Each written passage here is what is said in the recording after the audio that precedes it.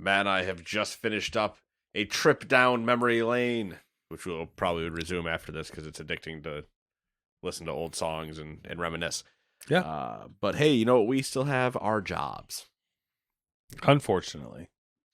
Kind of. Depends how you look at it. I like money. That's true. Capitalism. Hey, it's the Gamer like Stew. money. Money. I can't do a true Mr. Krabs. I can't remember his guy's name. What's his name from Detroit Become Human? Same guy. Oh, it's in Shawshank too. Yeah. Anyway. Nice guy. I just watched an interview with him recently talking about. Yeah. Have you ever seen the video of them doing they reenact a SpongeBob scene with all the voice actors playing the characters? Oh my god, that's got to be like just I don't even know. I don't know how it might be like 3 minutes, but it's him playing crap, just like him walking out and doing they're doing the voices as it's pretty cool. Yeah.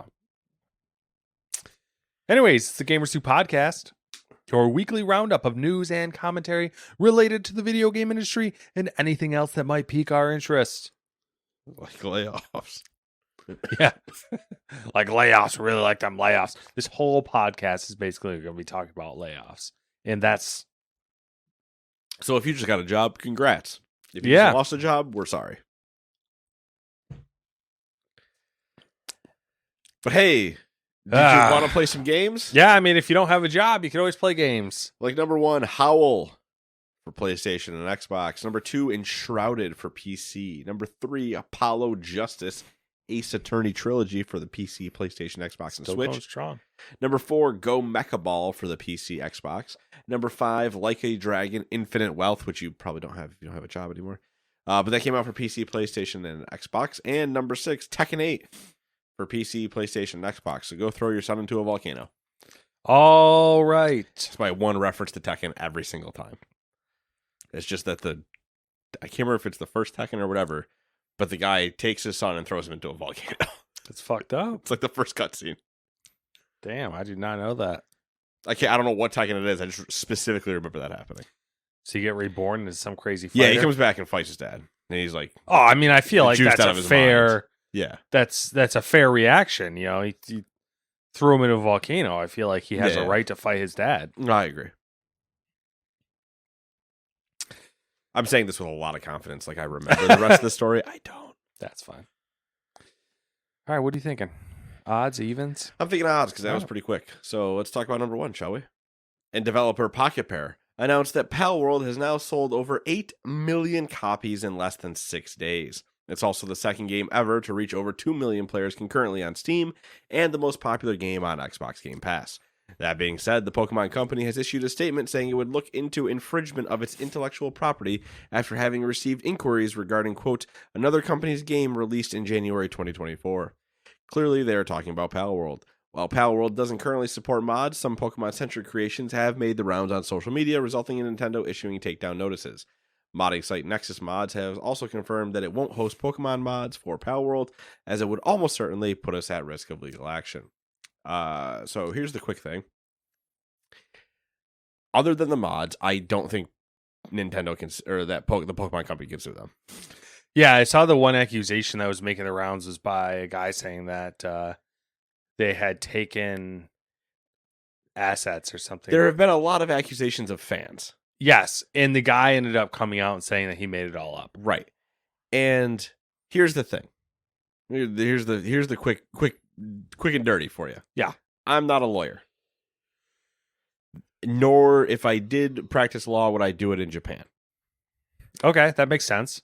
But as somebody with neither of those qualifications, you feel I feel like I should tell you how this is going to go. Yeah. You feel qualified to give us a rundown. These are 2 Japanese companies. Okay. Which means it doesn't have to be an international lawsuit. Which means they can handle it domestically. Oh, I thought you were going to go with the old samurai duel. We can still get there. Okay. They could still have an honorable battle and then just decide who gets owner rights of the identity of a lamb. Okay. But it means that they don't have to go international. They can do it all in-house. But Pal World has been openly developing this for 3 years. Yeah. And they haven't said shit. Mm-hmm. So, and guess what Nintendo is really good at doing? Really happy about doing, too. Suing everyone and anyone that even looks the wrong way. So do you think in 3 years that they haven't gone, does that look similar? Like at no point you think they noticed? That when it was showed during a Summer Games Fest, the day before their direct, you don't think, and everybody went, oh my God, that's Pokemon with guns, and it blew up trailers. Nobody went, hey guys. No, I think at most they will just make sure that nothing is stolen directly, which I don't think there is, and then they'll move on. Yeah. I don't think they'll do anything different than what they've already done, which is tell the guy that made the Pokemon mod for the game to take it down, which would be true of if you made a Pokemon mod in almost any game. The only thing I can imagine is that they brought it up, like, oh, should we sue these guys? And then the response was, no, you know what? The game will suck, and everyone will forget it ever existed. That's yeah, maybe they just didn't believe, and then they made a horribly miscalculated. That's what I'm going for. Result. I think that they looked at it and went, "There's nothing that we could sue them for." I have a feeling that they've probably been watching it and just going like, "Come on, slip up." Yeah, like fuck something up. Like, please fuck something up, and we will bring down the samurais.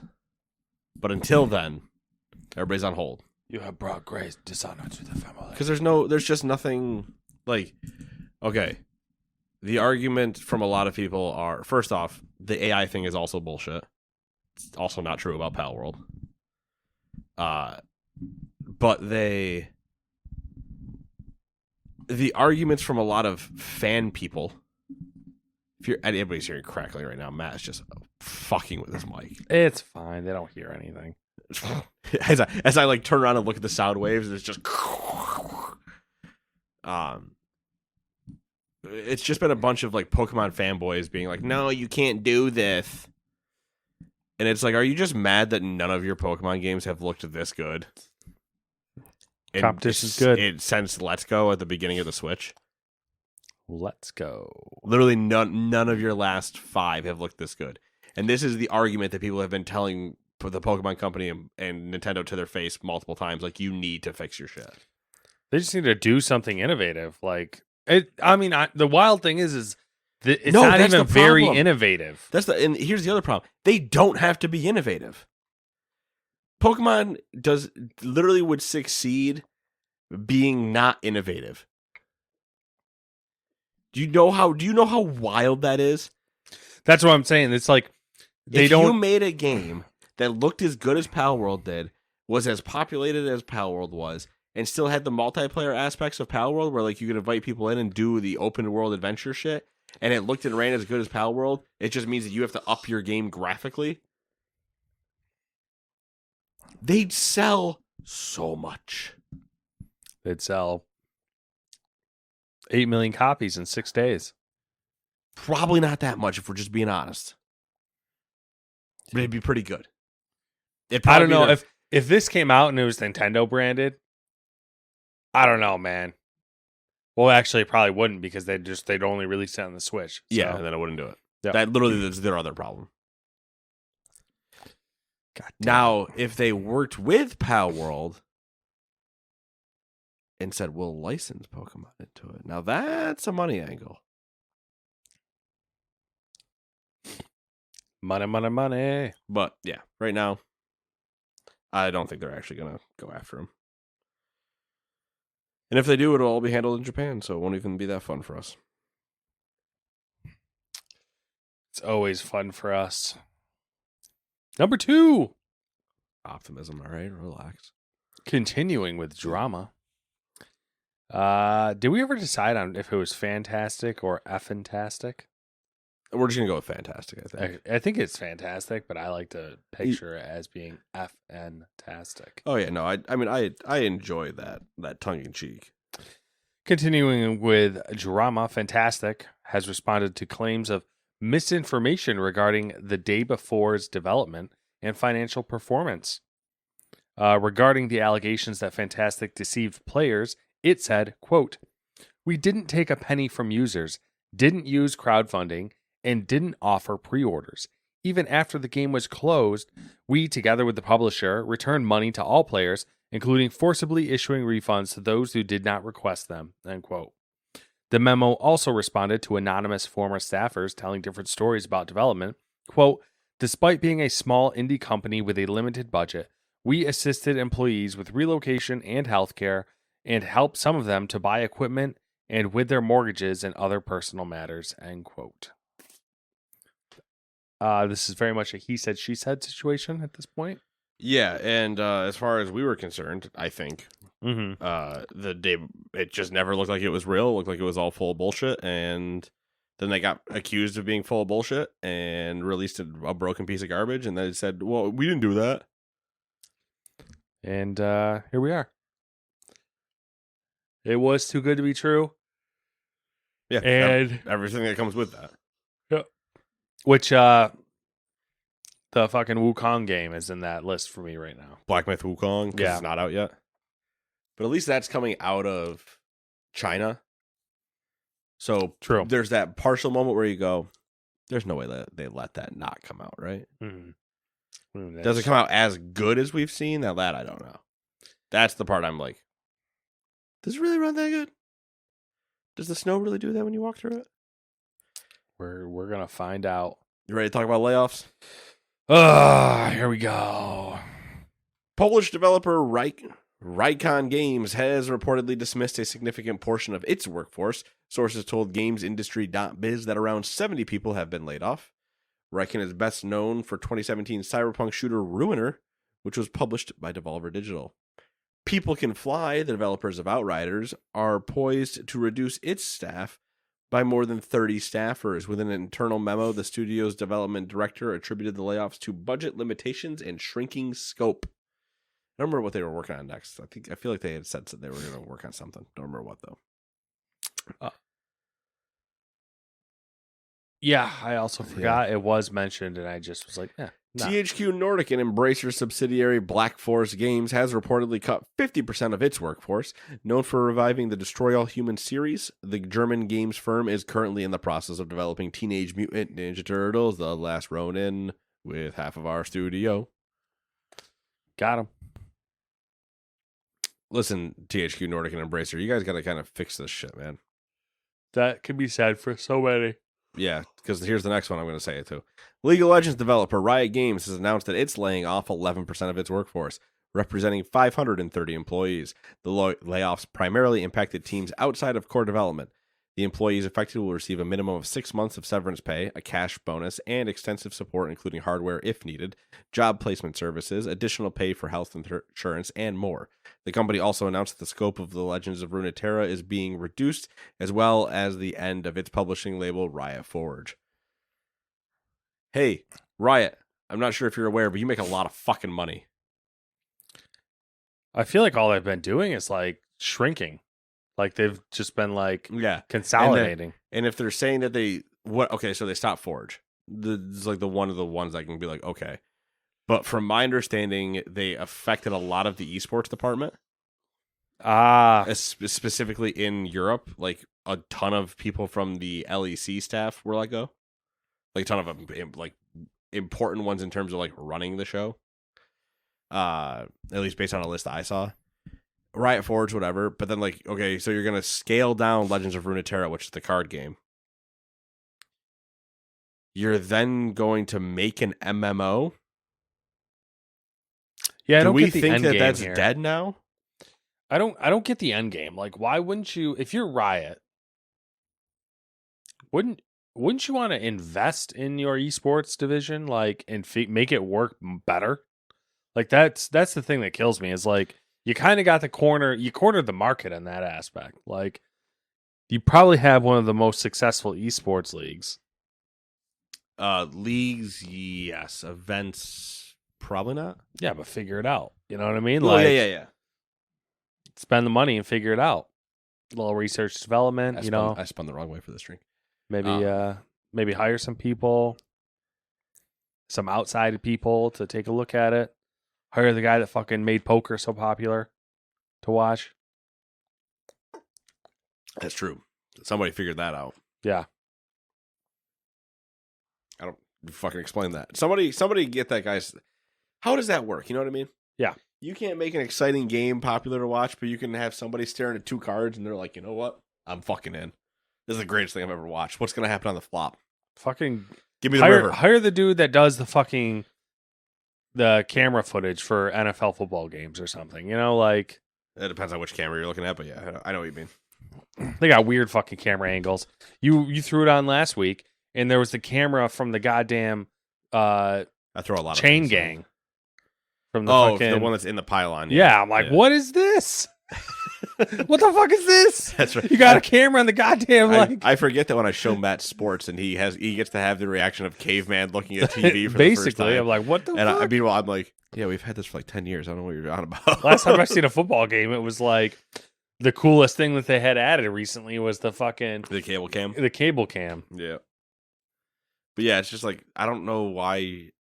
I can understand scaling down in some areas, but I can't understand the laying off of people. I can understand we're gonna like cancel Riot Forge, but we're gonna move these people into either helping our esports teams or helping the Runeterra team that like maybe hasn't had the best stroke of luck yet, or helping the MMO if we actually want to see it become real. Like, I don't know. I mean, I'm sure we're gonna have the Bungie situation, right? Yeah. They lay off 530 people. Then they say that we're still making an MMO, so we need to hire roughly 500 more. Yeah. And everybody goes, what? Yeah. Yeah, that's the thing that kills me is that like it's either that and they're gaming the system. They're taking the short-term benefits of the increased revenue of having lower costs.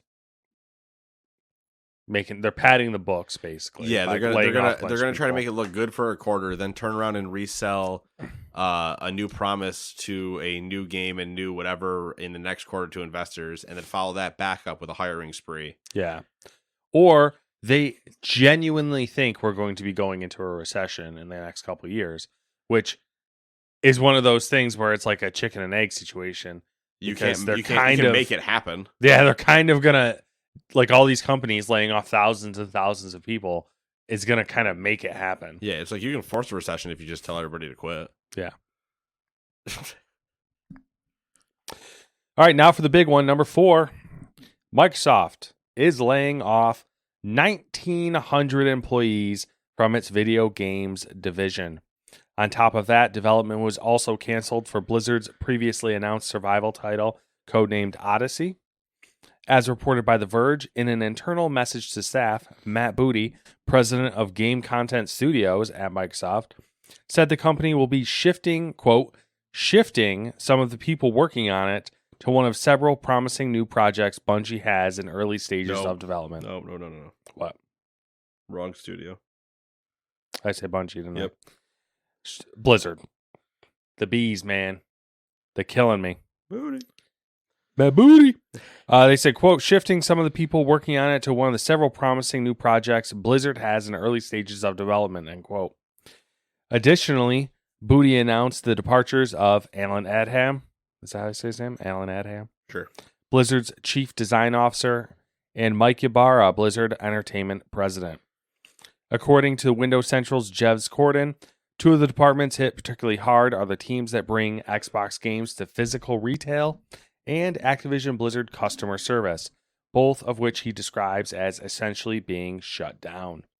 Community managers were also a major target in the layoffs, although the Communication Workers of America said that the layoffs had not impacted any of its staffers that it represents.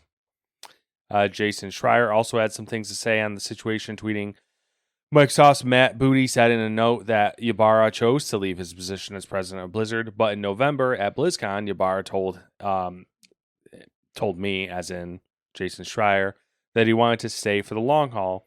Quote, someone will drag me out of Blizzard, end quote. That's how long I'll be there, end quote. I don't know if you want to comment on, add any additional flavor before we talk about Odyssey a little bit. The 1,900 people is a lot. That is a lot. It's a lot of people. It's a lot mainly out of the Activision Blizzard side of things, not so much the Xbox side. Yep. The two teams being mainly affected being the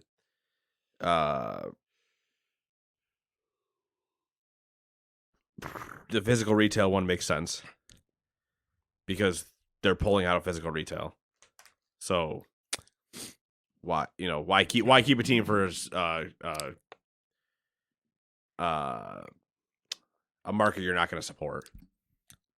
You literally have them doing nothing. And so unless you were going to transition them into something else. Yeah, and there's the rumor of the all-digital Xbox Series X. Yeah. And if you're going to transition them to something else, then you could have transitioned them into... Game Pass is kind of like a direct conflict with the idea of retail. Yeah, and if you're going to transition them to something, you could have transitioned them to customer support, except that you're dumping that because you're probably bringing it all in-house, which means you're also technically outsourcing it probably to a third house, to another house. That's what I read, was that they were outsourcing all the QA, or not Q. Well, I guess QA probably as well, a lot of outsourcing QA all the customer service, and all the customer service is probably out of house now.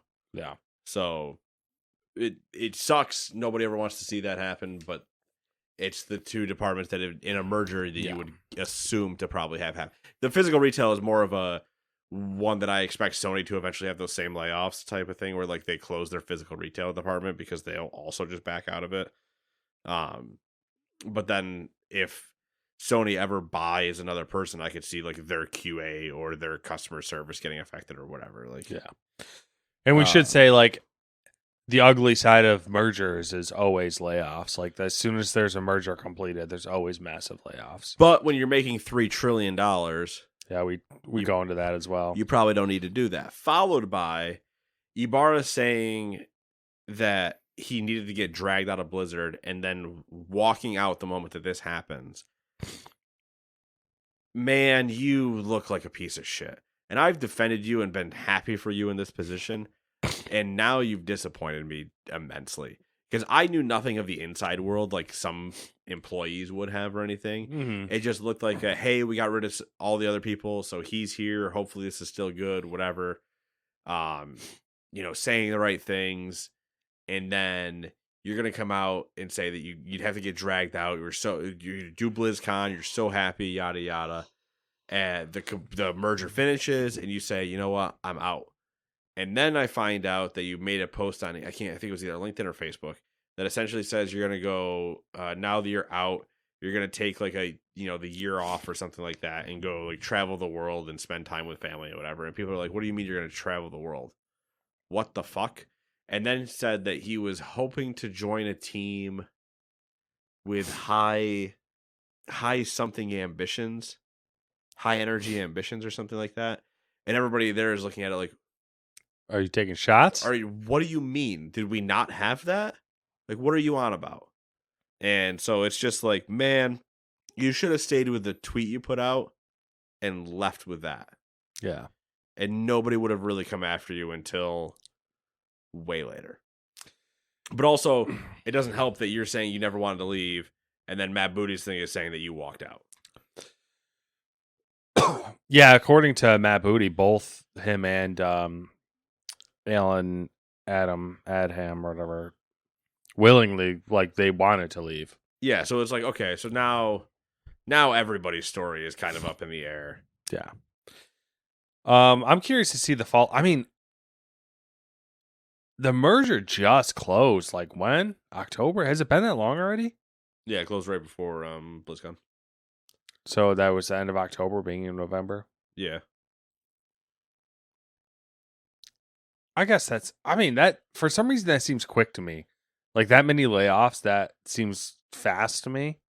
Like, unless they just were like balls to the wall, like doing an internal audit. But I also don't know how big those departments are. Yeah. Like, coming from Blizzard. Like, I don't know if Blizzard was sitting at 1,000 customer service reps. Yeah. Because if they just axe that entire department and say, we're done, mm-hmm. Okay, well, that makes sense. They cut one department, it was 1,000 people. What I've been getting is, like, I'll see comments in places, like, we're going to, the next, like, 2 stories are also related to this. And I've seen stories, too, of, like, studios losing a good amount of people as well. Yeah. And it's just like, I don't know. It's one of those things that it just happened. So we'll find out more next week, I'm sure. But then saying also that you've shifted people to new projects inside of Blizzard, and I'm like, what do you mean? Yeah. Because the only things you announced, you canceled one, and then the only things you announced were new WoW expansions. Yeah. So do you have other new things? Are those the new things you mean? Like what are we talking about? I don't know. I feel like we won't know for a while, but still. I feel like it's all up in the air now because like if like within like 2 months Microsoft is canceling projects and laying off like entire teams and executives and presidents are leaving, it's kind of like everything's up in the air now. It's like I don't know what the fuck's going on. Yeah, who's driving the ship? Yep. So we'll see. Number 5. I guess let's talk about Odyssey. Speaking of Schreier, he did some reporting on Blizzard's canceled survival game, Odyssey. Odyssey encountered a lot of troubles during its development phase. The original pitch came from Craig Amai, former lead quest designer on World of Warcraft Warlords of Draenor back in 2017. Prototyping started on the Unreal Engine, but Blizzard executives reportedly forced a switch to the company's in-house Synapse engine, which was originally created for mobile game development. The switch happened because the Odyssey team had trouble adapting the Unreal Engine to vast maps that supported up to 100 players at once, which that doesn't make any sense considering that the signature Unreal Engine game is Fortnite, which supports 100 players in its Battle Royale mode. So, and other developers have adapted the engine to even larger player counts and maps. Anyway, the Odyssey team struggled even more with Synapse. According to Schreier's sources, the developers were hoping Microsoft, the new owner of Activision Blizzard, would approve a return to Unreal Engine. Early playtests seemed to be successful, although the development would likely have taken until 2026, if not longer. However, it was concluded that Synapse was not ready for production, which led to the cancellation of Odyssey. Staff were only informed of its cancellation on Thursday, and it's claimed that many of the 100-plus people who had been working on it were told they were being let go. Lego. I mean, I guess at that point, that's kind of like a Ubisoft level. Yeah, it's an Ubisoft EA level fuck up. Maybe the smart choice was to cut losses. But like it's on the same level of EA. Stop forcing people to use engines they don't understand. Yeah. It doesn't if it does not make sense, you will hurt yourself in the long run. Every time. Period. I mean, I have a story from personal experience of watching somebody build something, then looking at it and going, why the actual fuck did you do this way? And they're like, oh, bosses told us to. And I'm like, then tell them they're wrong. You don't know what you're doing because you don't know this. I don't know this. This seems convoluted as all fuck. And you could just do the same thing in this other program way easier. Yeah. And then lo and behold, you go back through the pipeline and they go, oh, yeah, we could just do that. And somebody with a spine stood up and made a whole argument and, positioned themselves in a way that made more sense. And then we got the easier solution, which is a lot harder to do in a $1 trillion company. But there's got to be somebody you would hope at the top that's like, we're not asking you just to do this because we like Unreal more. It's because we literally cannot make this work. Yeah. And I have Frank here who knows Unreal. He's never met Synapse. If my job postings were for Unreal developers, not Synapse developers. We've clearly hit the point where like these gaming companies are too big. If the people in charge of the companies don't realize that their developers aren't tailored for like a game engine, like at what point I don't know, like the mental gymnastics it would take to be like, oh, let's switch game engines. Yeah. It means one of two things. It either means that you had, like, if you started the whole project, right, and you said, hey, in order for this, we're going to use Synapse. It's one we've built in-house, yada, yada. We're starting it with our team of 10 people we're starting with a team of 10 people who have had 4 years of their hands on Synapse.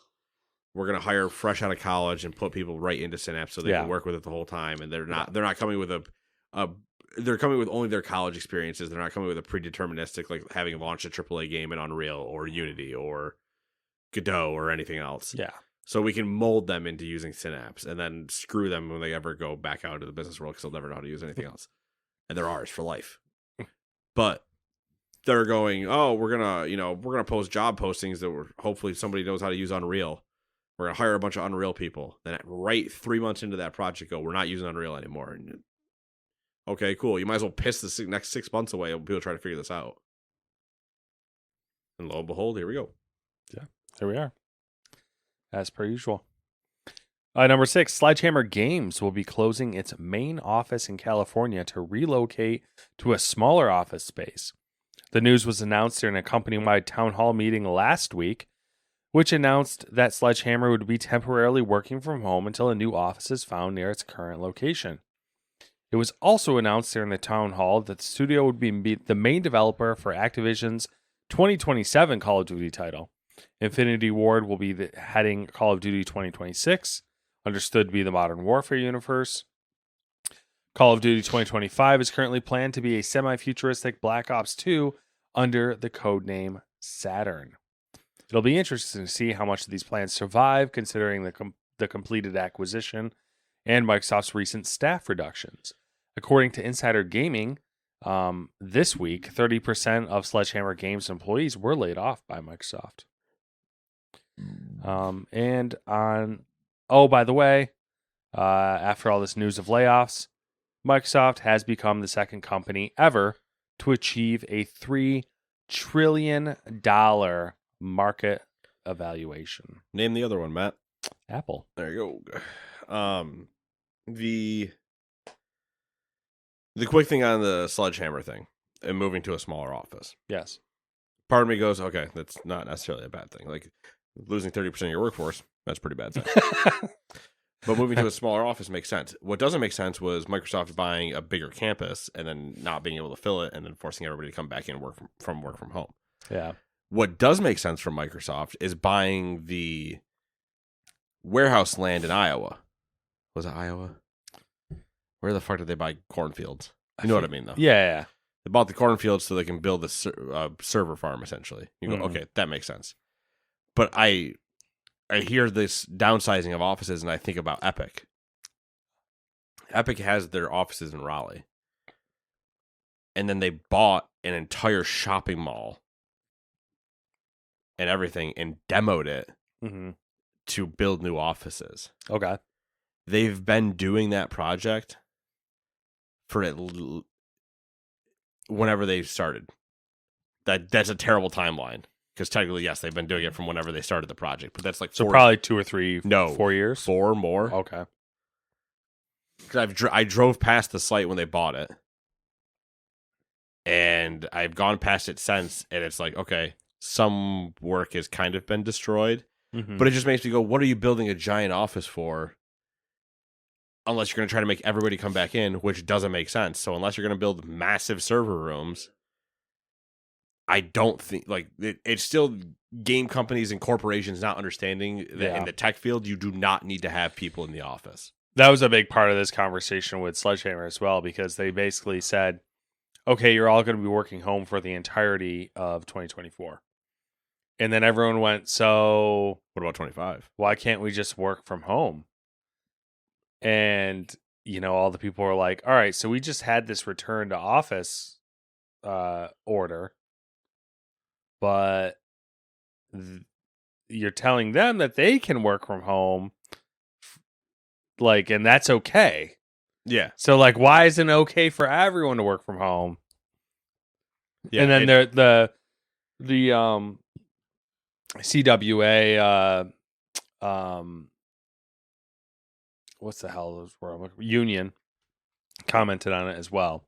So, yeah. So there's a lot of that. Again, contradicting. A lot of stuff that doesn't make sense. As always, nothing makes sense in the world. Yep. Hey, you want to talk about rumors? Yeah, rumor roundup. The one and only rumor roundup. Another analyst is saying the Nintendo Switch 2 console might launch this year equipped with an 8-inch LCD screen. Who gives a shit? Yeah, I mean, I'm annoyed, but like, at this point, I'm annoyed it's not an LED screen or an OLED or whatever, but like they're just going to release one in 2 years and everybody will buy it again, and I'll just stare at all of you going, why? Fucking idiots. You're so stupid. Skull and Bones might actually get launched for real in February. And to solidify that fact, Ubisoft has announced the details of the game's open beta. Said beta will be available on all platforms from February 8th to the 11th. Crossplay will be enabled and your progression will carry over to the full game. So if you need something before you don't have a Valentine's Day date, Skull and Bones. I might check it out. I hope one of you do. Not gonna be me. Fuck. Someone will.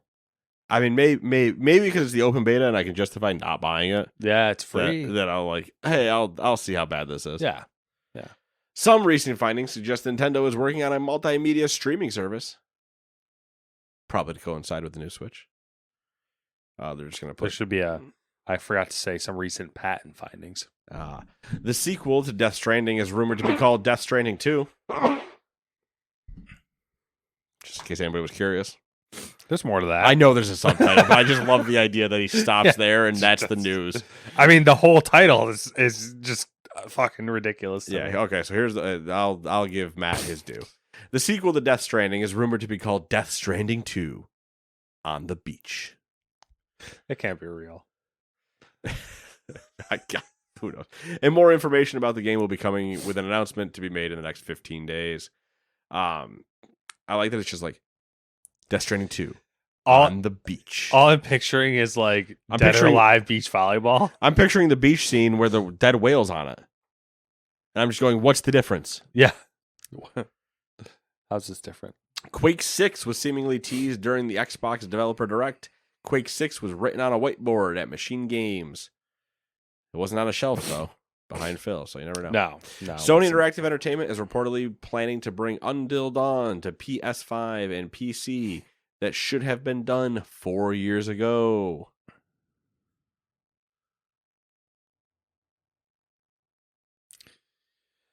Yeah, but now they gotta stop that. Don't buy it. Now they gotta do it so that they can have marketing for their movie. Yeah. Because they couldn't just play any other teen horror movie and say it's marketing. Yeah, that's a good point. Because I'm sure Sony probably owns the right to a bunch of those. They own the right to everything. All right. Now for the questionable things we didn't write full paragraphs on. Square Enix has revealed that several people have been criminally charged for distributing counterfeit merchandise in China. Counterfeit products involving Final Fantasy and Nier characters were seized as a result. China, man. Yeah. Criminals in China copying stuff. How dare they? Nexon's live service multiplayer Warhaven is shutting down on April 5th, 2024. That didn't take long. 4 months after entering global early access. Yeah. That did not take long at all. Oh, see you later, Warhaven. Apple has announced changes it is making to comply with the European Union's Digital Markets Act, most notably that it will allow alternative app payments and app stores. This change will go into effect in March, only for Europe, though. Yep, saw that. I started just laughing. I was like, Europe, the spines that you have that US does not. Apple also announced new rules that will allow game streaming apps onto iOS devices. I think that one's actually worldwide, but I'm not positive on that. I thought they were all European, but I might be wrong with that.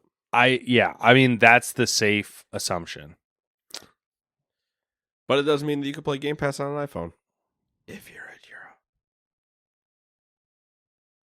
Or potentially, I guess, the US. Yeah. Where was I? ID at Xbox has launched a curated program to highlight the top indie games on its platform. That's actually pretty interesting for someone who doesn't want to weed through all the indie games. Netflix's mobile release of the Grand Theft Auto trilogy has been downloaded 18 million times across iOS and Android. That's a lot of downloads. Yeah. One might say it's more than 2.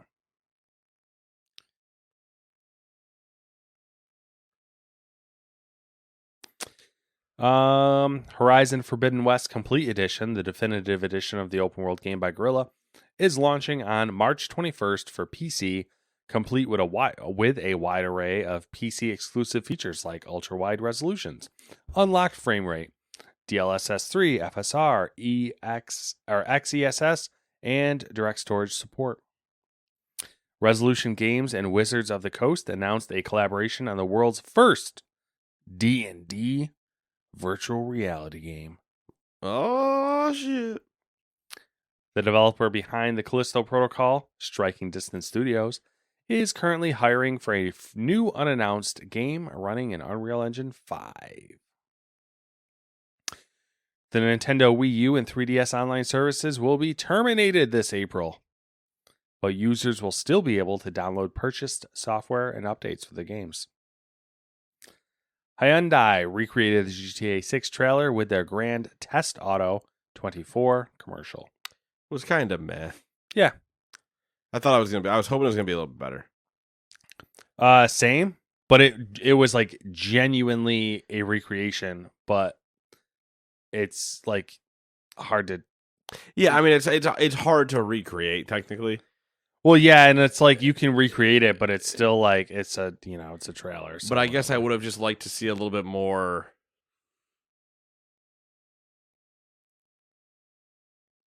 Like if it wasn't a recreation of the GTA 6 trailer, I think it's probably just a decent Honda racing trailer. Yeah. But I kind of wanted to see if you're going to mimic the GTA 6 part, do a little bit more a little GTA-ish something. Yeah. I get what you're saying. Like the amount of actual rally that happened in it wasn't much. It was very generic. Like they showed water at one point with nothing in it.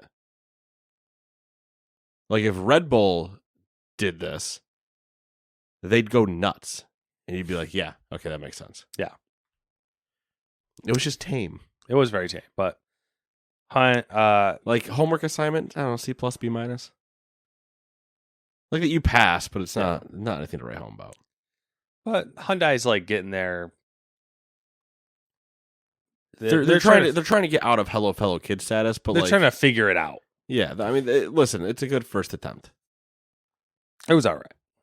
When they do another trailer, I need to see you get up here. I need to see your game get up. You got to jump something. Yeah, you got to jump something. You got to see some more action shots. There's got to be a gator. Yeah, there was no gator. There was nothing. There was one guy. It was a guy watering a plant. There was no. There were what? A total of like 5 scenes of driving, maybe. Of like actual rallying. Yeah, there was probably. There were a couple where like they pulled the car into like the winner's circle or whatever. Yeah, but that's not. It's just that was the thing. Was there was too many like low intensity just driving shots. Yeah, that weren't like shots. I get you're trying to recreate the trailer, but you can lean into the fact that you're like a rally team. Yeah. There was in the trailer. There's an entire mud section with the monster trucks.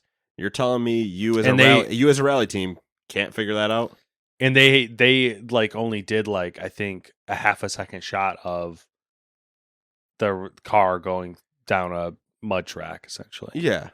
So it was very underwhelming. But things that are underwhelming. Number 12. Like a Dragon Infinite Wealth is the highest scoring game in the Like a Dragon Yakuza series. Reviews for the game started appearing on Monday and have been almost universally positive, to the extent that the game's Metacritic score currently sits at 90 for PS5, 93 for the Series X and S, and 89 for the PC version. I'm pumped. Can't wait. It's pretty good. Can't wait to dip my toes into that Hawaii beach ocean. Yeah, with that cancer. Hawaii.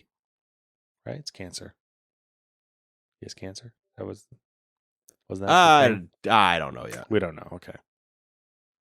He's just old.